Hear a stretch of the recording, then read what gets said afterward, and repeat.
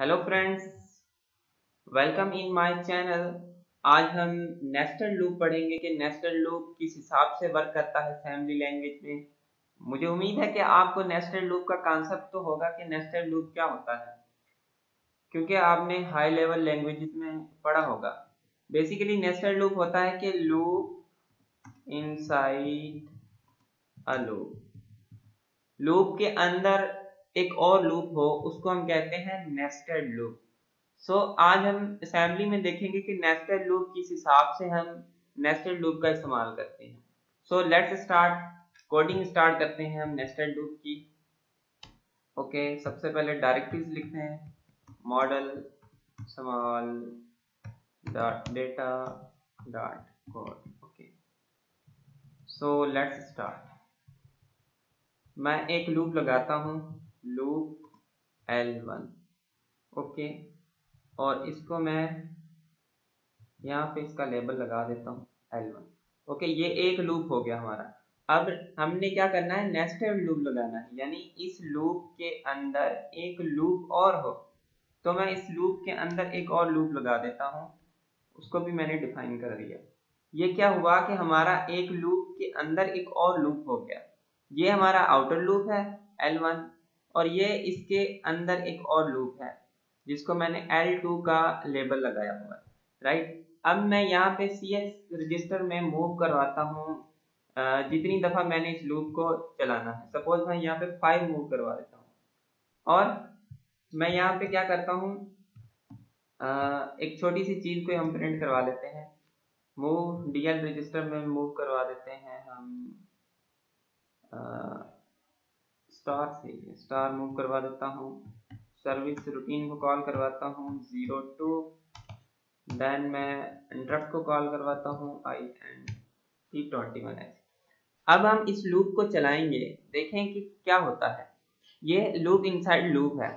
हमने CS register में 5 move किया है जो लूप 1 को एग्जीक्यूट करता है, लेकिन लूप 2 के लिए हमने CS रजिस्टर में कोई चीज भी मूव नहीं की। तो लूप 2 कब तक एग्जीक्यूट होना चाहिए, उसके लिए हमें कुछ करना पड़ेगा, क्योंकि अगर हम CS रजिस्टर में लूप 2 के लिए कुछ नहीं मूव करते तो ये वाला लूप 2 हमारा क्या हो जाएगा, इनफाइनाइट लूप हो जाएगा।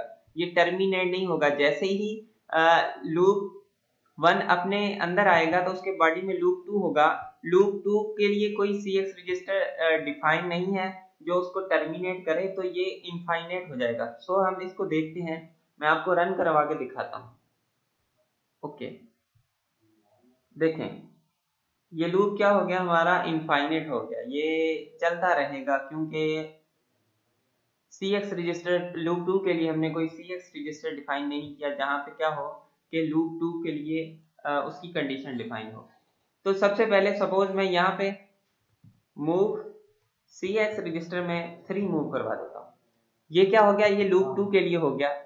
लेकिन अभी CX रजिस्टर में सबसे पहले 5 मूव करवाया था हमने, तो ये तो CX रजिस्टर में यहाँ पे फिर 3 मूव हो रहा है, तो इसकी जो वैल्यू है वो तो ओवरराइट हो जाएगी। हमें तो 5 वैल्यू चाहिए जो हमारे आउटर लूप को चला रही है। तो हमें क्या करना पड़ेगा कि ये जो 5 है इसको कहीं पे महफूज करना पड़ेगा ताकि हम दोबारा लूप 1 को ये वैल्यू असाइन कर पाए। तो उसके लिए हमें क्या करना पड़ेगा, सिंपली हम यहाँ पे ये जो CX की वैल्यू है आउटर लूप की, उसको हम किसी और रजिस्टर में रख देते हैं टेम्परेरी। BX रजिस्टर में मैं CX मूव करवा देता हूँ। अब क्या होगा कि जो CX की वैल्यू है वो BX रजिस्टर में महफूज हो जाएगी। अगर हम मूव CX रजिस्टर में 3 मूव करवा देते हैं इनर लूप के लिए तो कोई मसला नहीं होगा, क्योंकि CX की जो वैल्यू है वो BX रजिस्टर में महफूज है। जैसे ही हम लूप 2 से बाहर निकलेंगे तो मैं यहाँ पे दोबारा CX रजिस्टर को BX की वैल्यू साइन कर देता हूँ ताकि दोबारा ये जो वैल्यू थी BX में वो CX में मूव हो जाए और लूप 1 अपना काम स्टार्ट कर दे। अब मैं आपको दिखाता हूँ रन करके। ओके, देखें ये टर्मिनेट होगा, ये टर्मिनेट हो गया क्योंकि हमने इनर लूप के लिए भी कंडीशन लगाई हुई है। ओके, मैं अब इस कोडिंग को कॉपी करता हूँ यहाँ से और पेस्ट करता हूँ। आउटर लूप के अंदर, और यहाँ पे मैं लगा देता हूँ हैश। ओके, अब क्या होगा, ये जो इन आउटर लूप है वो एक दफा चलेगा, ये जो इनर लूप है वो अपनी पूरी एग्जीक्यूशन को कंप्लीट करेगा, यानी ये एक दफा चलेगा, ये 3 दफा पूरा कंप्लीट हो जाएगा, फिर ये एक दफा चलेगा, ये 3 दफा फिर कंप्लीट हो जाएगा। तो ऐसे इसकी लूप इनसाइड लूप की एग्जीक्यूशन होगी। मैं आपको ये प्रोग्राम इमुलेट करके दिखा देता हूँ। ओके, देखें, एक दफा हैश 3 दफा स्टार, एक दफा हैश 3 दफा स्टार। सो ये था हमारा नेस्टेड लूप, और मुझे उम्मीद है कि आपको ये समझ में आया होगा कि नेस्टेड लूप किस हिसाब से वर्क करता है। So thank you for watching this video. Next video में हम ट्राइंगल ऑफ स्टार को प्रिंट करवाएंगे असेंबली लैंग्वेज में। So lots of thanks to watching this video. अल्लाह हाफिज।